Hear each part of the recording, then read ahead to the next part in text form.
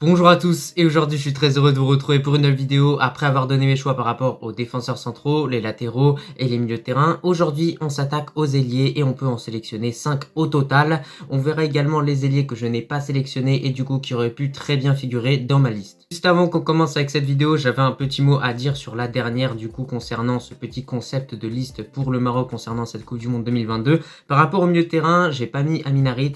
Logiquement j'aurais dû le mettre, je croyais qu'il était compté en tant qu'ailier, mais au final il est compté en tant que milieu, donc bien évidemment on peut remplacer Gebran par Amin Harit. Écoutez, bien évidemment, juste avant qu'on commence avec cette vidéo, si ce n'est pas fait, je t'invite à t'abonner, à liker et à commenter cette vidéo. Beaucoup de gens passent sans s'abonner, donc abonnez-vous, c'est important pour qu'on fasse grandir cette chaîne. Comme je vous l'ai dit précédemment, on peut sélectionner au total 5 ailiers et on va commencer avec le premier qui sera Sofiane Boufal. Bah écoutez, c'est logique quand même, c'est la star de notre équipe nationale, en tout cas il est vraiment en forme en ce moment, il l'a montré contre le Chili, contre le Paraguay avec des sombreros, franchement il est incroyable. Dites-moi bien en commentaire ce que vous en pensez de Sofiane Boufal, mais moi je le trouve vraiment exceptionnel avec notre équipe nationale. Du côté d'Angers, c'est un petit peu plus compliqué parce que collectivement on a une équipe qui est quand même mauvaise et lui individuellement ça n'empêche pas qu'il est quand même performant. Ces derniers jours, j'ai entendu des news comme quoi il aurait ressenti des douleurs. On espère qu'en tout cas ça va s'arranger, qu'il va pouvoir être prêt pour cette Coupe du Monde 2022 parce qu'on a vraiment besoin de Sofiane Boufal pour perturber les défenses. On sait à quel point il a beaucoup d'influence sur notre équipe et quand il n'est pas là, on le remarque. Je vous donne un exemple, contre les États-Unis, il n'y avait pas Sofiane Boufal et clairement offensivement on l'a ressenti, on avait un Maroc qui était quand même assez dangereux,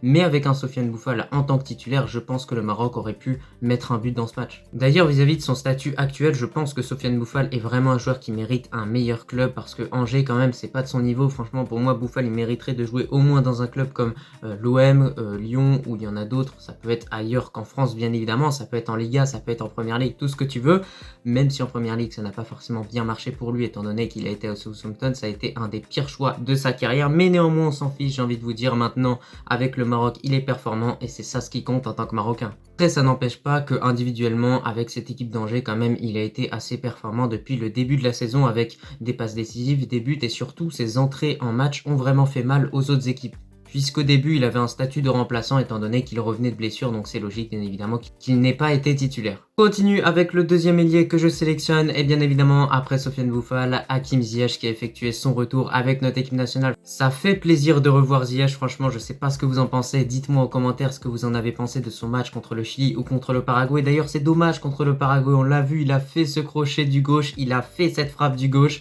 et au final ça a fini sur le poteau et c'est dommage parce qu'on sait à quel point au vu de sa situation actuelle à Chelsea, ça lui aurait fait un bien fou au joueur mentalement, mais ça n'empêche pas qu'il va continuer de taffer pour gratter des minutes avec Chelsea et surtout être en forme avec notre équipe nationale pour cette Coupe du Monde 2022 parce qu'on sait à quel point lorsque Ziyech est vraiment en forme, ça peut être un joueur redoutable et un joueur très important.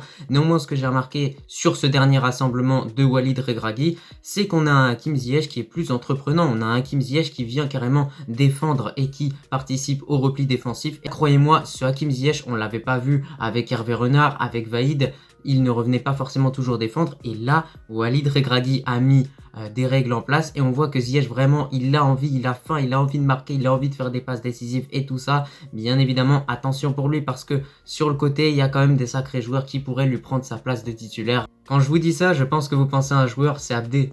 Mais sinon, vis-à-vis de la situation actuelle de Ziyech avec Chelsea, je trouve que c'est totalement du gâchis de se priver d'un tel joueur de la part de Potter, le coach de Chelsea, étant donné que Chelsea, au moment où je vous tourne cette vidéo, Chelsea a pris 4-1 face à Brighton.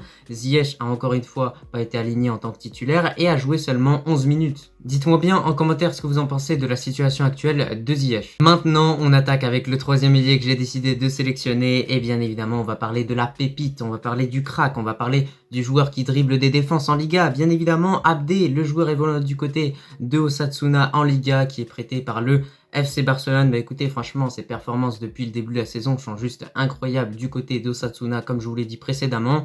Il dribble des défenses, il fait des passes décisives, marque des buts, je crois bien. Donc, de façon générale, on a vraiment un joueur qui est vraiment en forme et qui va arriver plus que motivé pour cette Coupe du Monde 2022. Déjà, on l'a vu lors du dernier rassemblement de Walid Regragui, il a clairement montré de quoi il était capable avec une très bonne entrée contre le Chili, une très bonne entrée contre le Paraguay. Donc, sincèrement, il peut se faire sa place en tant que titulaire dans notre équipe. Maintenant, reste à voir si Walid Regragui va lui faire confiance en le mettant titulaire.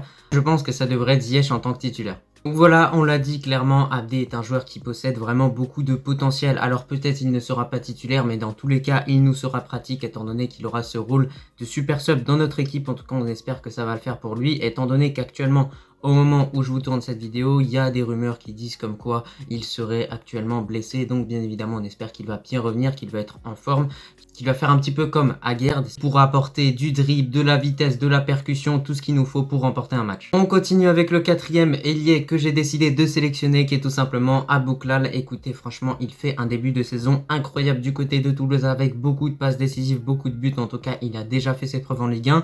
Du côté de Vaïd, il a quand même fait ses preuves durant la CAN 2021 avec un but contre les Comores. C'est un joueur qui, petit à petit, commence à monter en niveau. C'est vraiment intéressant ce qu'il propose et je pense que lorsqu'il va entrer dans certains matchs durant cette Coupe du Monde 2022, quand les défenseurs seront fatigués, que ce soit contre le Canada, contre la Belgique ou la Croatie, il pourra vraiment faire mal. Donc c'est vraiment un joueur de qualité.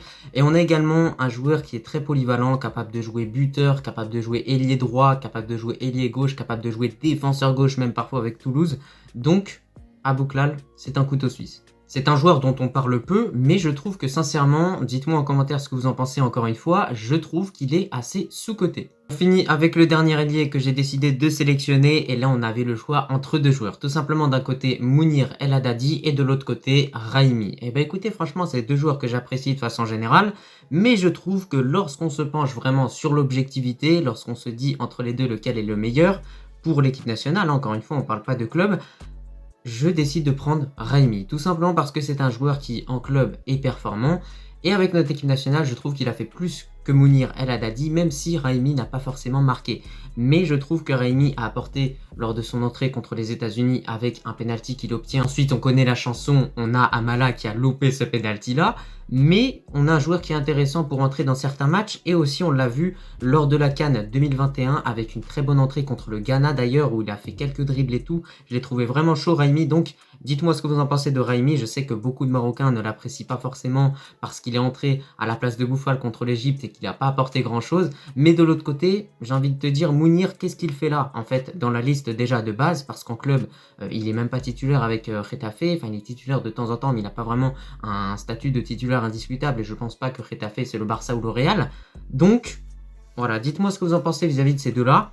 Mais je pense que Raimi quand même de façon objective mérite sa place. D'ailleurs vis-à-vis de mon choix, c'est mon avis à moi. Bien évidemment, on peut en débattre ensemble en commentaire ou sur Instagram. D'ailleurs, tous ceux qui m'ont pas ajouté, allez m'ajouter. C'est tout simplement L-Rockma et vous me trouverez directement. On peut absolument parler de tout sur Insta. Du coup, maintenant, je t'ai donné ma liste des 5 ailiers que je sélectionnerai pour cette Coupe du Monde 2022 concernant le Maroc. Du coup, on a tout d'abord Bouffal, Ziyech, Abdé, Abouklal et pour finir Raimi. D'autres joueurs auraient pu figurer dans cette liste, Amrabat, Mounir qu'on a également évoqué précédemment, on a également Seb Barry du PSV. Dites-moi si j'ai oublié certains ailiers, mais en tout cas il n'y en a pas non plus des tonnes. On peut également citer Idrissi, il était sélectionné avec Hervé Renard à l'ancienne lors de la CAN 2019 face au Bénin, tu t'en souviens, il a loupé son penalty je crois bien. Donc voilà, il y a plusieurs joueurs qu'on aurait pu sélectionner, mais en tout cas, moi j'ai sélectionné ces 5-là. Pour moi, c'est avec ces 5-là qu'on peut aller le plus loin dans cette Coupe du Monde 2022. Ces 5 ailiers qui sont vraiment très doués. Bon, écoutez, cette vidéo va prendre fin. Je te remercie si tu l'as regardée dans son entièreté et je te dis à la prochaine. Également, merci à tous ceux qui me font des retours sous mes vidéos, des commentaires positifs, tout ça, qui continuent de m'encourager à faire ces vidéos et tout ça. Franchement, ça fait vraiment plaisir et votre soutien m'est vraiment précieux. Donc, continuez bien évidemment et moi, je vous dis à la prochaine.